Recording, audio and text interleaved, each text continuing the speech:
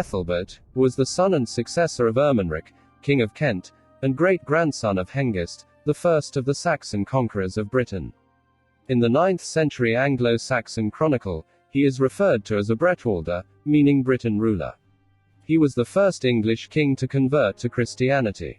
Ethelbert married Betha, the Christian daughter of Charibert I, king of the Franks, thus building an alliance with the most powerful state. The marriage probably took place before he came to the throne.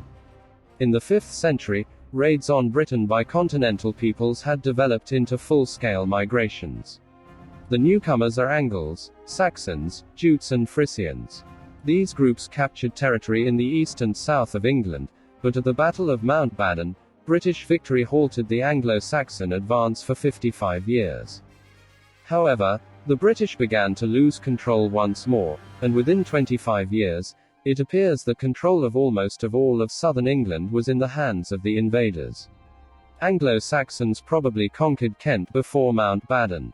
Kent was primarily colonized by Jutes, from the southern part of the Jutland Peninsula. According to legend, the brothers Hengist and Horsa landed in 449 as mercenaries for British king.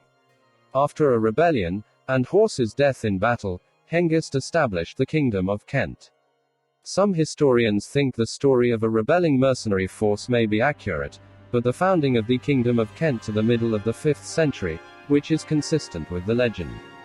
Sources for this period in Kentish history was written by Bede, a Northumbrian monk. He was interested primarily in England's Christianization.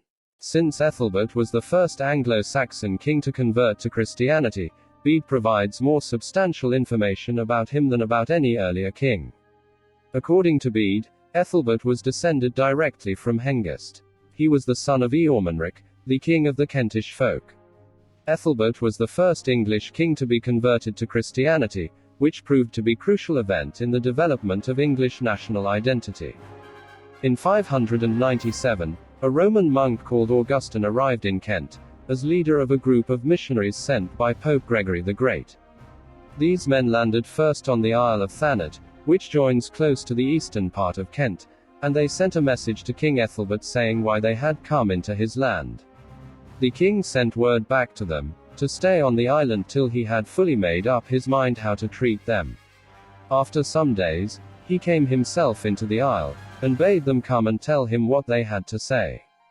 Augustine's mission was not to establish British Christianity, but Roman Catholic Christianity.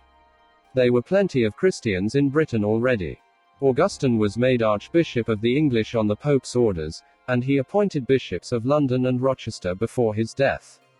Ethelbert's wife Bertha was a daughter of the Merovingian Frankish king.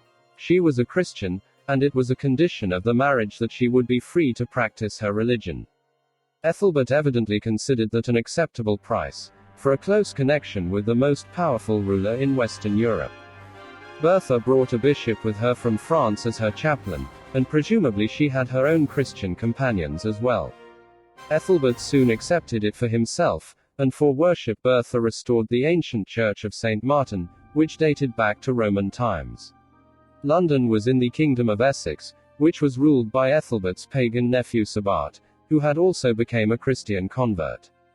From the time of his conversion, Ethelbert for the remaining 20 years of his life, became a good king, and a good Christian. Bertha died in 601, and Ethelbert took a second wife. Soon Ethelbert died, and was buried in St. Augustine's of Canterbury Abbey. He was succeeded by his son Eadbald, who had reverted to paganism. He horrified the Roman clerics by marrying his stepmother, which was strictly against the rules. Ethelbert was later regarded as saint, for his role in establishing Christianity among the Anglo-Saxons.